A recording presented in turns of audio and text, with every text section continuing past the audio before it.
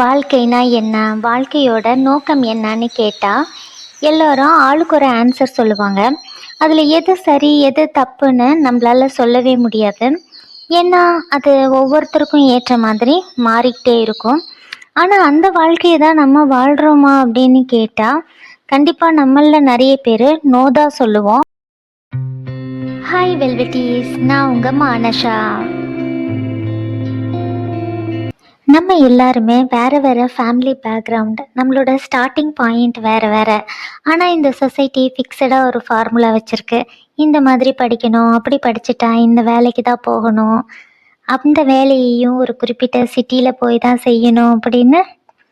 இதெல்லாம் நம்ம பண்ணி முடித்ததுக்கப்புறம், வாழ்க்கையில் எல்லாமே கிடைச்சதுக்கப்புறம் இதெல்லாம் நம்மளோடது இல்லைன்னு தோணியிருக்கா?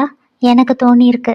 யாருக்காக, எதுக்காக, யாரை திருப்திப்படுத்தன்னு, வேற யாருடையோ லைஃப்பை நம்ம வாழ்கிறோன்னு. இதில் ஒரு இடத்துல கூட உனக்கு இதெல்லாம் பிடிச்சிருக்கான்னு யாருமே கேட்டதில்ல. ஏன், நானே என்கிட்ட கேட்டதில்ல. நம்ம லைஃப் ஸ்டைல், வீட்டில் இருக்கிற திங்ஸ் எல்லாம் கூட ஓகே. ஆனால் நம்மளோட பாடி weight, hair length, skin colour, monthly salary, வீட்டோட சைஸு, காரோட சைஸு, இது மாதிரி இது ஒரு முடிவில்லாமல் போய்கிட்டே இருக்குது.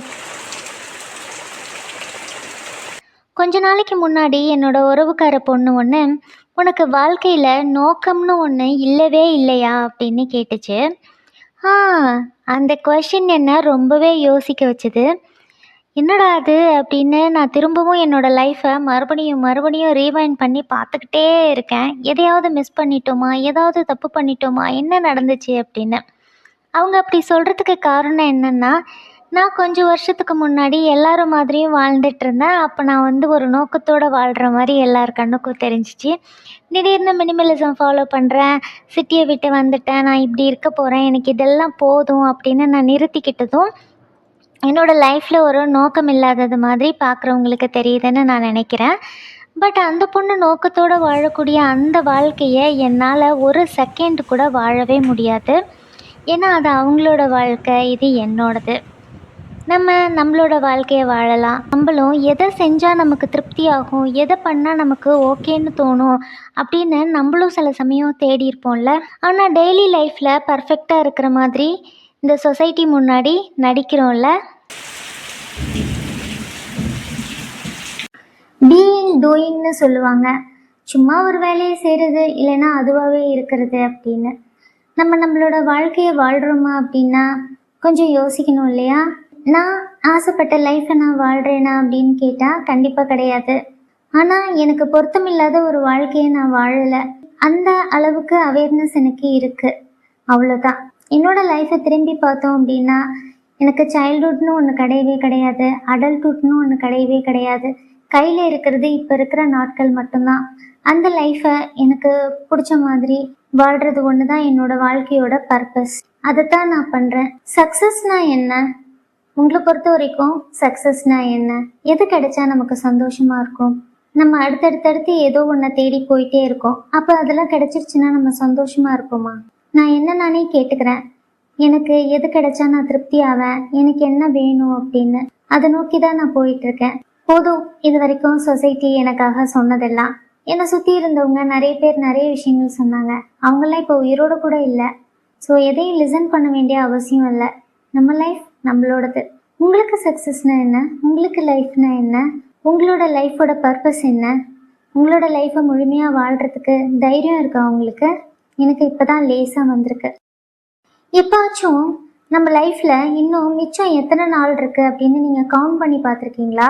லைஃப்னா ரொம்ப பெருசு, அது எங்கேயோ இருக்குது அப்படின்னு நம்ம நினச்சிட்ருக்கோம்ல. பட் மிச்சம் எத்தனை நாள் இருக்குது அப்படின்னு என்றைக்காவது எண்ணி பார்த்துருக்கீங்களா? நம்ம ஒரு 70 வயசு வரைக்கும் உயிரோடு இருப்போம்னு வச்சுக்கலாம். இப்போ நம்மளோட வயசுலேருந்து 70 வயசு வரைக்கும் எத்தனை நாள் இருக்குன்னு கணக்கு போட்டு பார்த்தீங்கன்னா வெறும் 5000 நாள், 10,000 நாள், 20,000 நாள், அவ்வளோதான் இருக்கும். ஷாக்கிங்காக இருக்கும் நீங்கள் கணக்கு போட்டு பார்த்தீங்கன்னா. அந்த கணக்கு நீங்கள் ஒரு தடவை போட்டு உங்களோட டைரியில் நோட் பண்ணிட்டீங்கன்னா கண்டிப்பாக இந்த சொசைட்டி சொல்கிற எந்த விதமான விஷயங்களும் உங்களோட காதில் விழவே விழாது. உங்களை ஹர்ட் பண்ணுறவங்களுக்கு, உங்களை கிரிட்டிசைஸ் பண்ணுறவங்களுக்கு, உங்களை மட்டம் தட்டுறவங்களுக்கு யாருக்குமே பதில் சொல்கிறதுக்கு உங்களுக்கு நேரமே இருக்காது. இந்த சொசைட்டியை சாட்டிஸ்ஃபை பண்ணுறதுக்கு உங்களுக்கு எந்த விதமான அவசியமும் இருக்காது, உங்களுக்கு அந்த எண்ணமே வராது. நமக்கு இருக்கிற இந்த குறைஞ்ச நாட்களை இந்த மாதிரி விஷயங்கள்ல செலவழிக்க நம்ம விருப்பப்படுவோமா, இல்ல நம்ம சந்தோஷமா இருக்கிறதுக்கு விருப்பப்படுவோமா? இந்த லைஃப் ரொம்ப சின்னதா தோணுதுல்ல. சின்ன வயசுல இருந்து நமக்கு சொல்லப்படுறது என்னன்னா, படிச்சப்புறம் வாழ்ந்துக்கலாம், கல்யாணம் ஆனதுக்கு அப்புறம் வாழ்ந்துக்கலாம், குழந்தை குட்டி பெத்ததுக்கு அப்புறம் வாழ்ந்துக்கலாம். வாழ்றதுங்கிறதையே நம்ம தள்ளி போட்டுட்டே போறோம் இல்லையா? என்கிட்ட தள்ளி போடுற பழக்கம் இப்படிதான் வந்துச்சு. நான் சோம்பேறி கிடையாது. எனக்கு இந்த மாதிரி சொல்லி கொடுத்து தான் எதையுமே என்னால் செய்ய முடியாமல் போச்சு. ஏன்னா எதை இப்போ செய்கிறது எதை அப்புறமா செய்கிறதுங்கிறதுலேயே எனக்கு நிறைய கன்ஃபியூஷன். அதுதான் நமக்கு இருக்கிற பெரிய பிரச்சனையே. ஸோ படிக்கும்போதே வாழ்கிறது எப்படி, வேலை பார்க்கும்போதே வாழ்கிறது எப்படி, வாழ்ந்துக்கிட்டே வேலை பார்க்குறது எப்படி, வாழ்ந்துக்கிட்டே படிக்கிறது எப்படி, வாழ்ந்துக்கிட்டே நமக்கு தேவையான சக்ஸஸ் எல்லாம் அடையிறது எப்படி அப்படின்னு தான் நம்ம குழந்தைங்களுக்கு கற்றுக் கொடுக்கணும். அப்புறமா வாழ்ந்துக்கலாம் இப்போ படி அப்படின்னு நம்ம கற்றுக் கொடுக்கக்கூடாது. அப்புறமா வாழ்ந்துக்கலாம் அப்படின்னு சொல்லும்போது நான் கூட யோசிச்சிருக்கேன், எப்பறமா மறுஜென்மத்திலையா அப்படின்னு. நம்மக்கிட்ட எதுவுமே சொந்தமாக கிடையாது, நம்ம வேலைக்கு போய் தான் ஆகணும், பணம் சம்பாதிக்கணும். நம்ம ஆஃப் கிரிட்டாக எங்கேயாவது காட்டில் போய் வாழலை, ஊரில் எல்லார் கூட தான் வாழ்ந்துட்டுருக்கோம். ஸோ நமக்கு பில்ஸ் வருது, சாப்பாட்டுக்கு செலவு பண்ண வேண்டியிருக்கு, எல்லாமே வருது. அதெல்லாம் சமாளிக்கிறதுக்கு நம்ம வேலைக்கு போய் தான் ஆகணும். நம்ம வாழ்கிறதுக்காக இதெல்லாம் செஞ்சு அப்போ வேலைக்கு போகிறதுங்கிறது வேற. வேலைக்கு போகிறதுக்காகையோ இல்லை திங்ஸ் எல்லாம் வாங்கி குவிக்கிறதுக்காகையோ நம்ம வாழ்கிறது அப்படிங்கிறது வேற. நமக்கு உண்மையாக இருக்கணும், யாருக்காகையும் நம்ம நடிக்க வேண்டிய அவசியம் இல்லை. உங்கள் காரில் டிரைவர் சீட்டில் யார் இருக்கான்னு பாருங்கள், நீங்கள் உட்காந்து அந்த காரை ஓட்டுங்க. அப்போ தான் நீங்கள் போக வேண்டிய இடத்துக்கு சரியாக போக முடியும். எல்லார்கிட்டையும் அந்த டிரைவர் சீட்டை கொடுத்துட்டு பின்னாடி உட்காந்துக்கிட்டீங்க அப்படின்னாக்கா நீங்கள் போக வேண்டிய இலக்கு உங்களுக்கு வரவே வராது. கார் அங்கேயும் இங்கேயுமா போயிட்டே இருக்கும், சில சமயம் நின்ன இடத்துலயே நின்றுக்கும், நகரவே நகராது. நம்ம வாழ்க்கையை வாழ தடுக்கிறது எது தெரியுமா? நம்ம இந்த சொசைட்டிக்காக போட்டிருக்க வேஷம்தான். அந்த வேஷத்தை கலைச்சிட்டு நம்ம யாரும் உள்ளே இருக்கோமோ அதே இதை வெளியிலையும் காட்டி ஒரே ஆளாக நம்ம வாழ ஆரம்பித்தோம் அப்படின்னா நம்ம லைஃப் ரொம்ப சந்தோஷமாக மாறிடும். ஸோ இப்போ இல்லாட்டி எப்பயுமே கிடையாது. அதனால் இன்றைக்கே நீங்கள் உங்களுக்கு உண்மையான வாழ்க்கையை தேர்ந்தெடுத்து வாழ ஆரம்பிங்க. நம்ம மீண்டும் வேற ஒரு வீடியோவில் மீட் பண்ணலாம். அன்புடன் மானஷா.